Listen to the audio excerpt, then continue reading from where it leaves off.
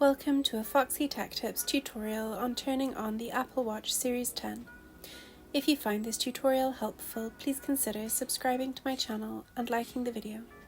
It's not always obvious how to turn on your watch. Follow the steps to learn how to start up your Apple Watch Series 10. On the side of the watch there are two buttons, the digital crown, which is the round one, and the side button, which is the rectangular shaped one. To turn your watch on, hold down on the side button until the Apple logo appears on the watch screen. Your watch will now turn on. It will take a few moments to start up fully. And that draws an end to this tutorial. Please like the video if you found it helpful and subscribe to Foxy Tech Tips for more Apple Watch tips and tricks.